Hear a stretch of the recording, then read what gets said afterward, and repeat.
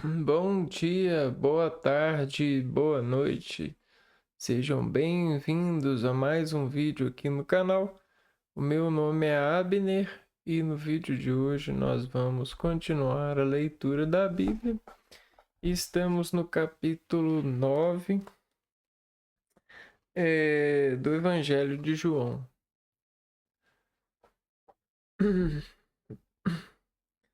O cego de nascença. Jesus ia passando quando viu um cego de nascença. Os seus discípulos lhe perguntaram: Rabi, quem pecou para que ele nascesse cego? Ele ou seus pais? Jesus respondeu: Nem ele nem seus pais pecaram, mas é uma ocasião para que se manifestem nele as obras de Deus. É preciso que façamos as obras daquele que me enviou enquanto é dia. Vem a noite quando ninguém poderá trabalhar. Enquanto estou no mundo, sou a luz do mundo.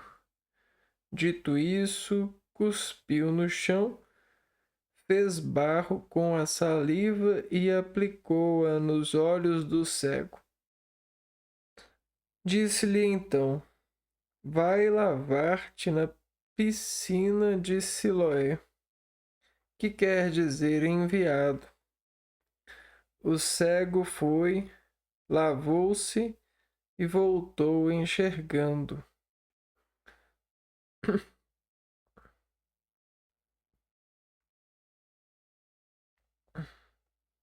A fé do cego e a cegueira dos chefes.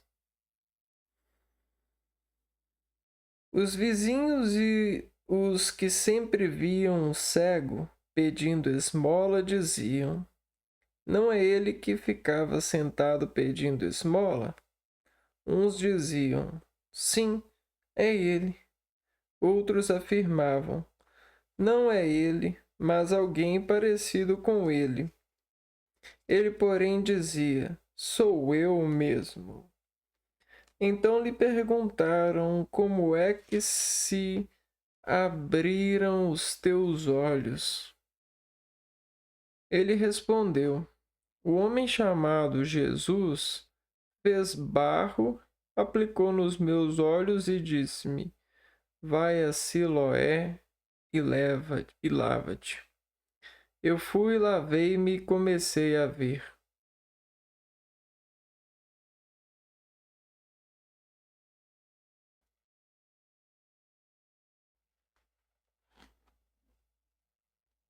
Perguntaram-lhe ainda: Onde ele está? Ele respondeu: Não sei. Então levaram aos fariseus aquele que tinha sido cego. Ora, foi num dia de sábado que Jesus tinha feito barro e aberto os olhos do cego. Por sua vez, os fariseus perguntaram ao homem como tinha recuperado a vista. Respondeu-lhes: Ele aplicou barro nos meus olhos e eu fui lavar-me e agora vejo. Alguns dos fariseus disseram então: Esse homem não vem de Deus, pois não observa o sábado. Outros, no entanto, diziam: Como pode um pecador fazer tais sinais?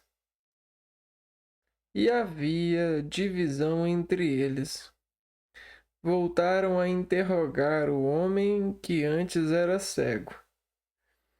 E tu que dizes aquele que te abriu os olhos? Ele respondeu: É um profeta. Os judeus não acreditaram que ele tivesse sido cego e que tivesse começado a ver, até que chamassem os pais dele. Perguntaram-lhes: Este é o vosso filho que dizeis ter nascido cego? Como é que ele está enxergando agora? Os seus pais responderam: Sabemos que este é o nosso filho e que nasceu cego. Como está enxergando, não sabemos. E quem lhe abriu os olhos também não sabemos. Perguntai a ele. É maior de idade e pode falar sobre si mesmo. Seus pais disseram isto porque tinham medo dos judeus, pois estes já tinham combinado expulsar da sinagoga quem confessasse que Jesus era o Cristo. Foi por isso que os pais disseram: Ele é maior de idade, perguntai a ele. Os judeus outra vez chamaram o que tinha sido cego e disseram-lhe: Dá glória a Deus. Nós sabemos que esse homem é um pecador. Ele respondeu: Se é pecador, não sei. Só sei que eu era cego e agora vejo. Eles perguntaram: Que é que ele te fez? Como foi que ele te abriu os olhos? Ele respondeu: Já vos disse e não me escutastes. Por que quereis ouvir de novo? Acaso quereis tornar-vos discípulos dele? Os fariseus então começaram a insultá-lo, dizendo: Tu, sim, és discípulo dele. Nós somos discípulos de Moisés. Nós sabemos que Deus falou a Moisés, mas esse não sabemos de onde é. O homem respondeu-lhes: Isto é de admirar. Vós não sabeis de onde ele é. No entanto, ele abriu-me os olhos. Sabemos que Deus não ouve os pecadores, mas se alguém é piedoso e faz a sua vontade, a este ele ouve. Jamais se ouviu dizer que alguém tenha aberto os olhos a um cego de nascença. Se esse homem não fosse de Deus, não conseguiria fazer nada. Eles responderam-lhe: Tu nasceste todo em pecado e nós queres dar lição? E os expulsaram. Jesus ficou sabendo que o tinham expulsado. Quando o encontrou, perguntou-lhe: Tu crês no Filho do Homem? Ele respondeu: Quem é, Senhor, para que eu creia nele? Jesus disse: Tu estás vendo. É aquele que está falando contigo. Ele exclamou: Eu creio, Senhor, e ajoelhou-se diante de Jesus. Então Jesus disse: Eu vim a este mundo para um julgamento, a fim de que não vejam e os que veem se tornem cegos. Alguns fariseus que estavam com ele ouviram isso e lhe disseram: Porventura também nós somos cegos? Jesus respondeu-lhes: Se fosseis cegos, não teríeis culpa. Mas, como dizeis, nós vemos, o vosso pecado permanece.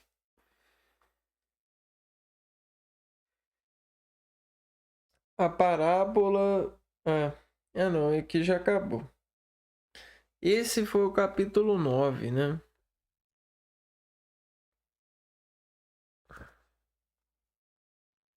Certo. Mas quando a gente utiliza dessa narrativa, né? Onde é colocado a visão em xeque, né? Ou em perspectiva, né? Ver é algo que nos traz segurança.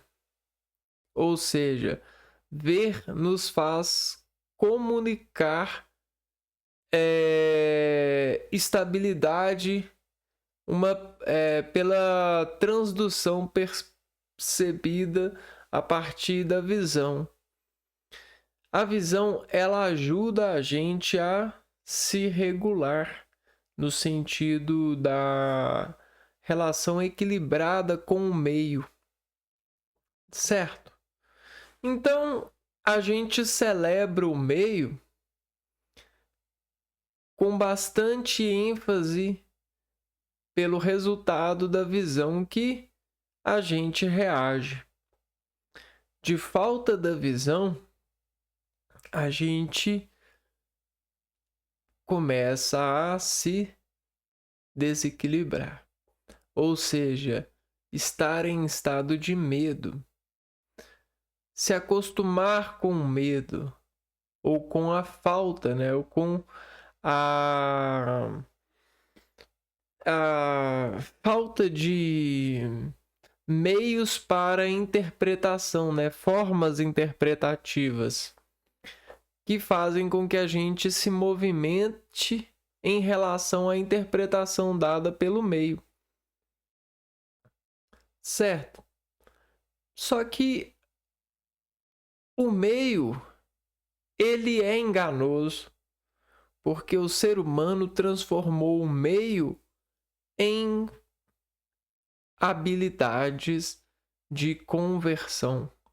O ser humano enfeitiçou o meio dos quais caminham para fazer com que nós sejamos controlados perante o caminho que exercemos. E durante o caminhar no meio dos homens que se dizem ver e com ver ter poder de enfeitiçar o meio sobre esse conhecimento, tornam o ser um ser muito, eu diria, um ser muito nocivo. Nocivo no sentido de um ser controlado. Esses somos nós.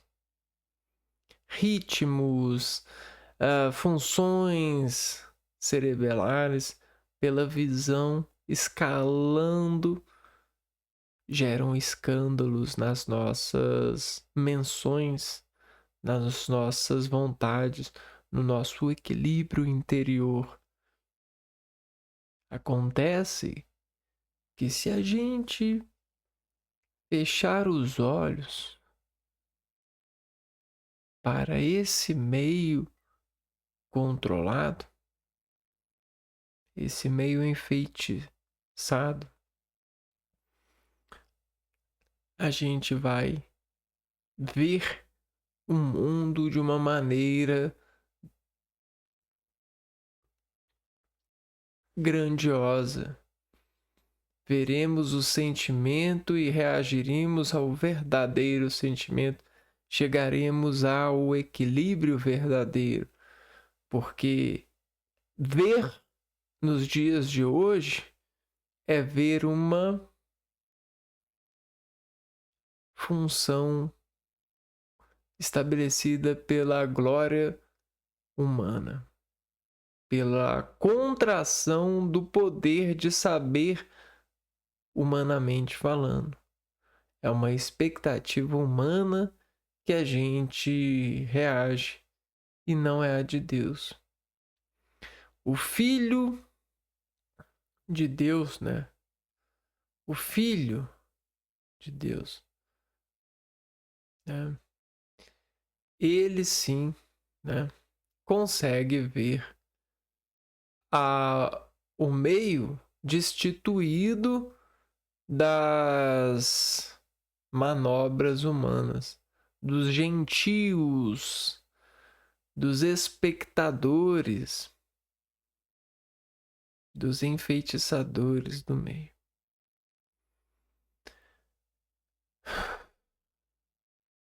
E assim, do barro, né?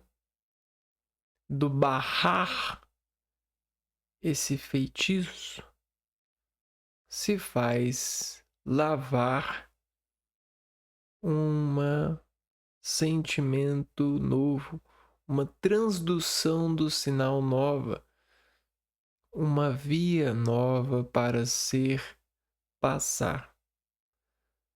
Imagina você não ser enfeitiçado, você não ser apoderado, né? Você não se tornar um, uma pessoa que está controlada pelo meio. Você conseguir andar. Isso é o que a visão faz. Ela nos permite andar, movimentar de forma segura, não de forma que o controle manda. E é essa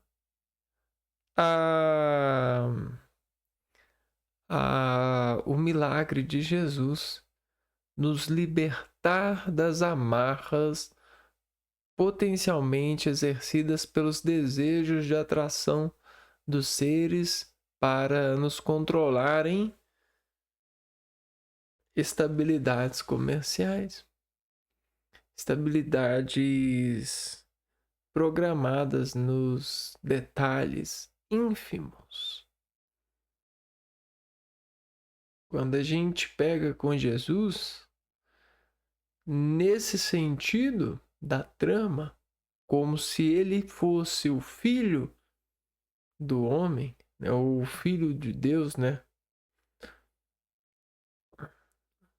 Esse nos dá o poder da independência.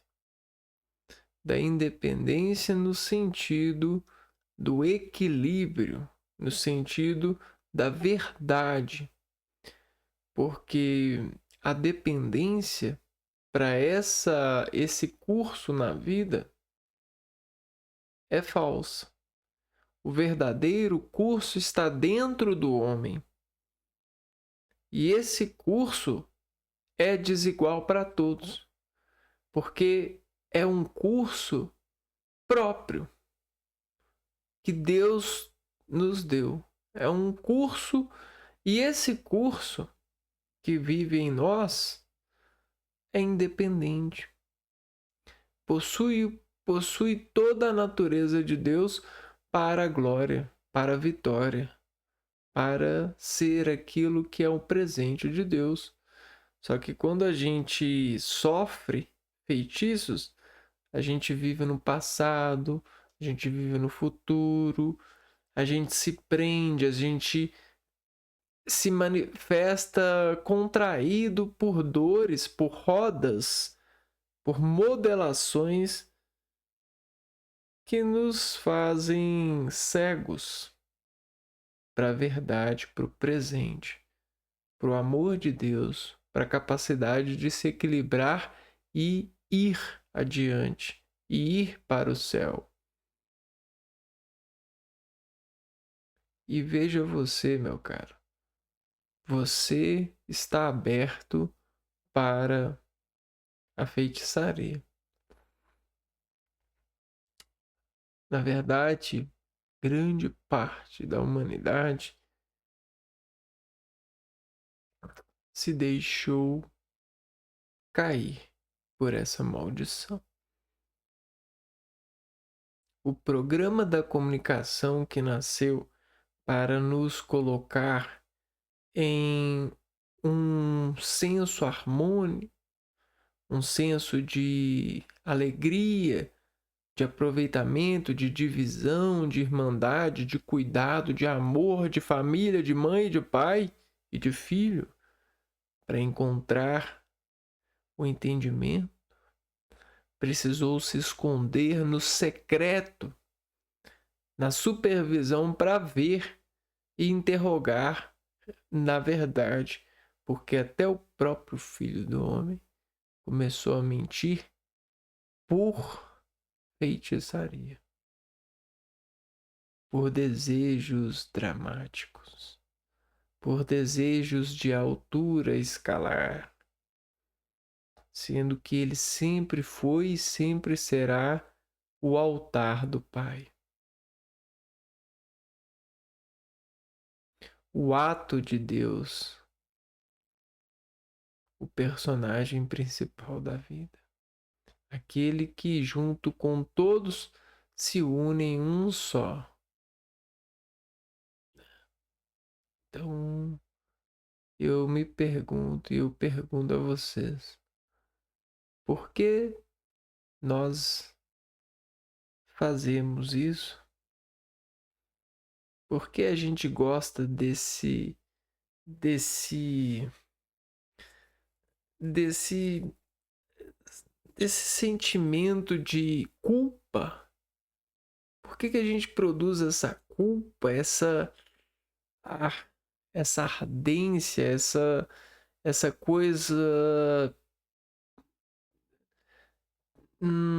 esse desamor, essa destruição de forma tão natural, como se a gente fosse dessa novela, dessa cena, fizesse parte desse cena, como se esse fosse o nosso lugar no governo, como se esse fosse o nosso voto, esse fosse o nosso amor, nossos gestos de Cristo, sendo que não é. É uma mentira, é uma falência, é uma falta de consciência, é um estado de cegueira. E a guerra produzida por isso leva vidas e mais vidas, sem levar em consideração o tempo, porque o dia, a hora, o minuto, o segundo é uma vida. Quando a gente perde essa vida para o mal, para essa produção, a gente perde, a gente se afasta da verdade de Deus, né? Do caminho que corresponde ao benefício de todos.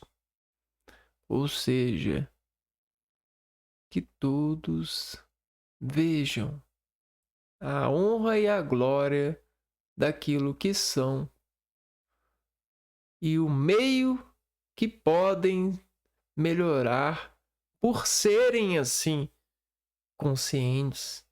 Então escolham, né? Ou seja, precisamos desejar escolher, mas se a gente é cego, como escolheremos se só tem trevas na nossa frente? Escuridão, dor em fantasia.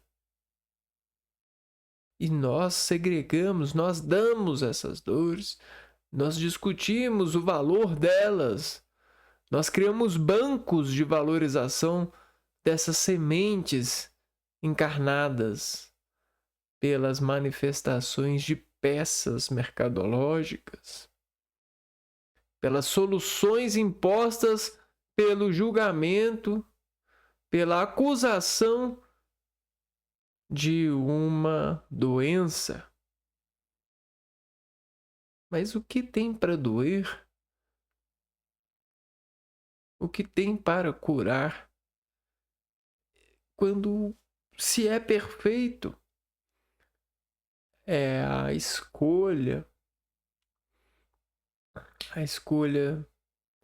de se tornar imperfeito, de destruir a si mesmo esperando que o Pai se apresente. O ousado.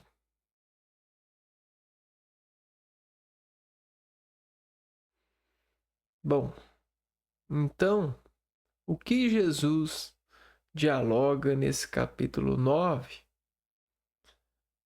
é sobre a esperança, né? É sobre o crer, né? Pois a gente precisa dessa munição, dessa arma, para olhar para dentro,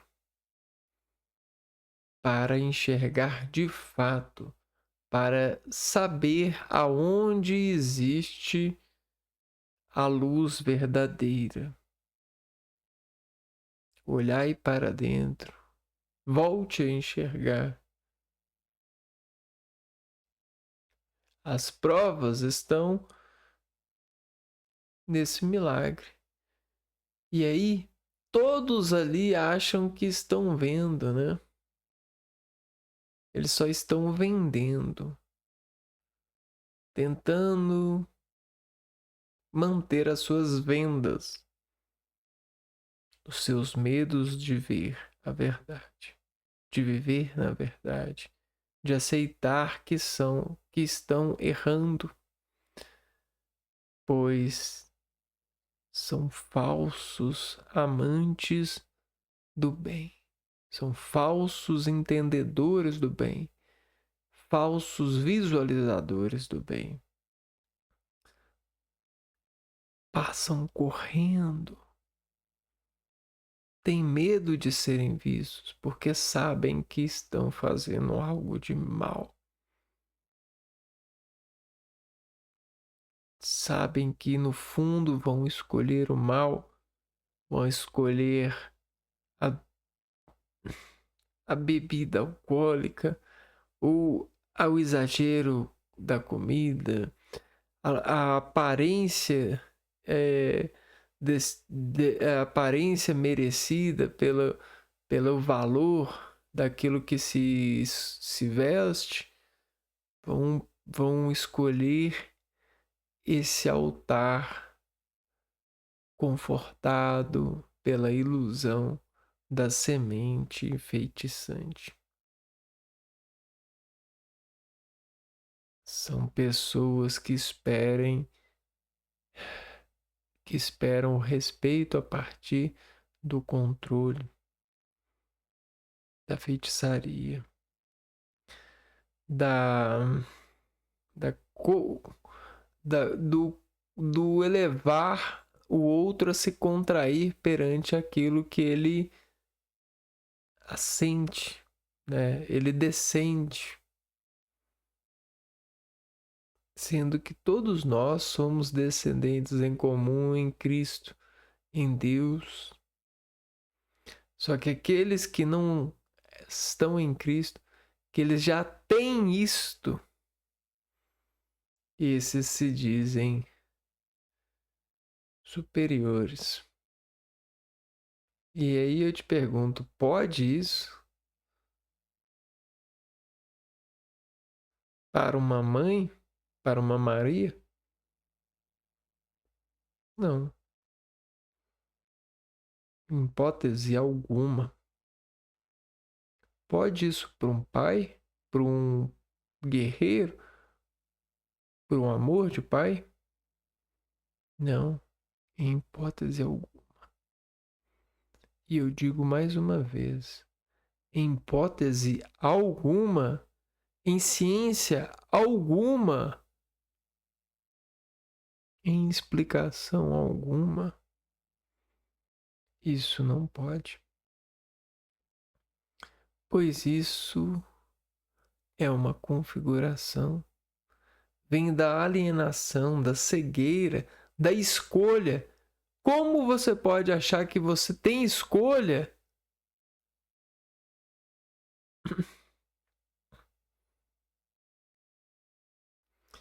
Como você pode interpretar o mundo a partir das escolhas? Você não escolheu e nunca escolhe. Você utiliza da falsidade para se colocar em poder de escolha. E essa rotina trouxe muito mal para o mundo. A desigualdade, ela surge dessa sua escolha. E eu falo da sua porque a gente tem essa raiz no mundo, contaminado por essa necessidade falsa, cega, corrupta, criminosa. Investigamos porque as pessoas fingem escolher, fingem poder. Nós não deveríamos fingir. Deveríamos viver o amor. O amor é o relacionamento. É a arte de relacionar. E não tem pontos de relacionamento. Não existe nota de relacionamento. Não existe o quanto de amor você foi ou deixou de ir. Isso é uma invenção fracassada de todas as áreas que eu conheci até hoje. Fracassam em contas. Não existe essa engenharia absurda de manifestação de poderes contábeis. Todos esses argumentos de contas só fazem de contas e permitem o homem se tornar cego, encarnado pela numerologia que lhe dá poder de medir, de dizer medidas. Não existe medida.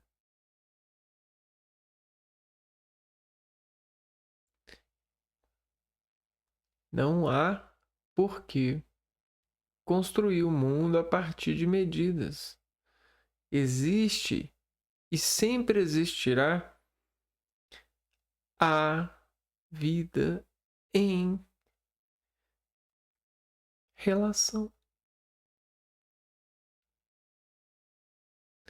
Quando a gente ousa dizer que está bom, estamos mentindo. Não está bom, não está ruim, está se relacionando. Está acontecendo, graças a Deus. Estamos acontecendo. Não tem que estar bom, não tem que estar ruim, tem que estar acontecendo. Vai para a aparência. Esse laudo técnico de dizer algo, pois nunca está bom e nunca deverá estar bom. É um fracasso você acreditar que um dia vai estar bom, pois não fomos feitos para estarmos bons, nós fomos feitos para estarmos relacionando. E a falsa ideologia do fracassado que procura dizer que está bom em uma medida descabível traz à tona a insustentabilidade da guerra que nos faz odiar uns aos outros pela sua imagem de super bom, de sucesso, de agente protestante do universo que se parece que está bom, pois conquistou, é vitorioso. Existe um jogo para vencer, baseado nisso e naquilo outro. Fracasso. E eu digo mais, fracasso da igreja. Fracasso das pessoas que se diziam sábias, filósofas, analíticas, são meros dependentes de assistibilidade, baseados em assistibilidades e em boatos de motivações absurdas. Não souberam saber da simplicidade que é o amor de permanecer e manter-nos permanecendo apenas nos relacionando. Pois o maior desejo meu é acordar e me relacionar com o meu pai, com a minha mãe.